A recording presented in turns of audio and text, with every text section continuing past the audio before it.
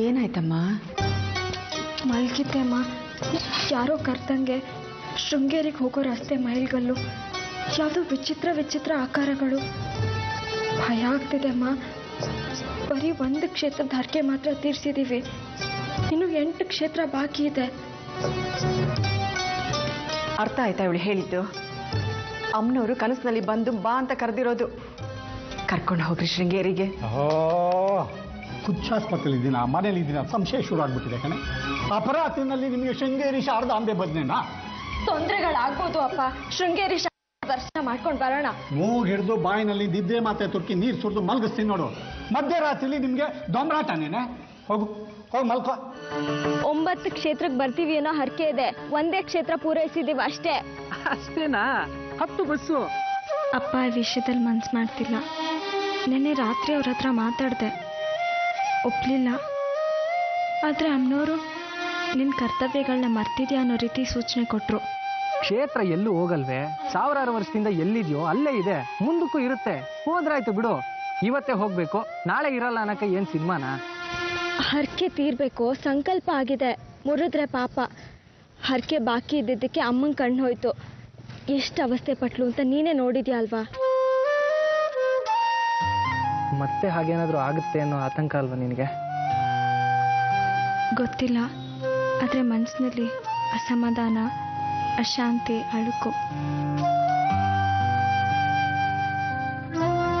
ಬರ್ತೀಯ? ದೇವಸ್ಥಾನಕ್ಕೆ ಹೋಗ್ಬಿಟ್ಟು ಬರೋಣ, ಮನ್ಸಿಗೆ ಸಮಾಧಾನ ಆಗತ್ತೆ. ಬರ್ತೀನಿ, ಆದ್ರೆ ದರ್ಶನ ಆಗೋದು ಅನುಮಾನ. ಯಾಕೆ? ಪೂರ್ವ ತಯಾರಿಗೆ ಅಂತ ಸಿದ್ಧತೆ ಮಾಡ್ಕೊಳಕ್ ಹೋಗಿ ಅಮ್ಮನವ್ರ ಕಿರೀಟ ಕೆಳಗ್ ಬಿದ್ದು ನೆಗ್ ಹೋಗಿದೆ.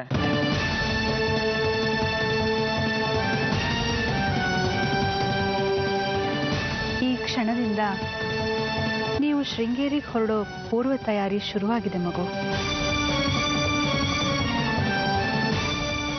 ನೀನೇ ಅಂತಿದ್ಯಲ್ಲೋ, ದುರ್ಯೋಧನನ ಕಾರಣ ಬೇಡ, ಅದರಲ್ಲಿ ಮತ್ಸರ ಇರುತ್ತೆ. ಕರ್ಣನ ಕಾರಣ ಕೊಡು, ಅದರಲ್ಲಿ ಸತ್ಯಾಂಶ ಇರುತ್ತೆ, ಗಟ್ಟಿತನ ಇರುತ್ತೆ ಅಂತ. ಕರ್ಣನಾಗ್ ಬಂದಿದ್ದೀನೋ? ನನ್ನ ಪ್ರಾಣ ಹೋದ್ರೂ ಹೋಗ್ಲಿ, ಈ ಮದುವೆ ದೇವಿ ಬದುಕನ್ನ ಹಾಳು ಮಾಡುತ್ತೆ. ಅದಕ್ಕೆ ನಾನು ಅವಕಾಶ ಮಾಡಿಕೊಡಲ್ಲ. ಹೆಂಡಕ್ಕೆ ದುಡ್ಡು ಸಿಗುತ್ತೆ ಅಂತ ಹಿಂದೆ ಕೇಶವನಾಥ ಹೇಳಿದ್ದನ್ನೆಲ್ಲ ಕೇಳ್ತಿದ್ದೆ. ಅವನಿಂದ ಬಾಕಿ ಏನಾದರೂ ಬರೋದಿದೆಯಾ? ಇದ್ರೆ ಹೇಳು, ನಾನೇ ಕೊಡ್ತೀನಿ. ಅಥವಾ ಶ್ರೀಮಂತರ ಜೊತೆ ನನ್ನ ಸಂಬಂಧ ಬೆಳೀತಿದೆ ಅಂತ ನಿನಗೆ ದಾಯಾದಿ ಮತ್ಸರ್ವಾ? ಸತ್ಯ ಹೇಳು ಮಹಾಬಲ.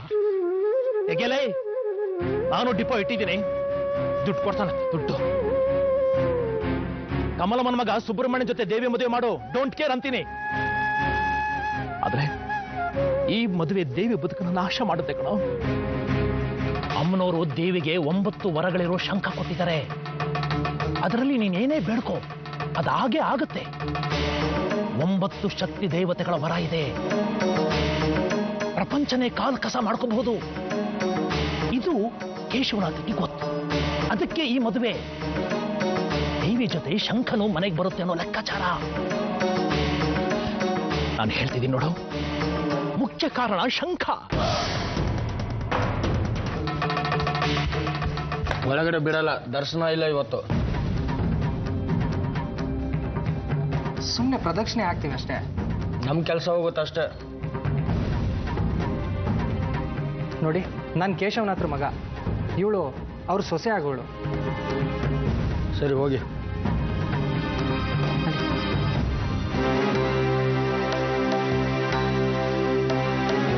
ಯಾಕೀಗಾಗಿರ್ಬೋದು ತಂತ್ರಿಗಳೇ?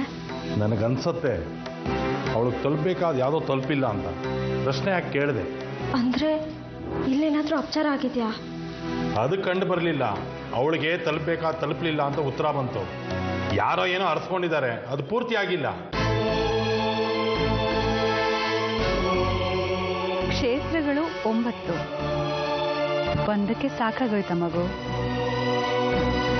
ಇನ್ನು 8 ಕ್ಷೇತ್ರಗಳಿವೆ. ಅಲ್ಲೂ ನೀನು ನಿಭಾಯಿಸಬೇಕಾದ ಕರ್ತವ್ಯಗಳಿವೆ. ಹೋಗ್ಲೇಬೇಕು ಶೃಂಗೇರಿಗೆ. ನನ್ನ ಆತಂಕ ಸತ್ಯ.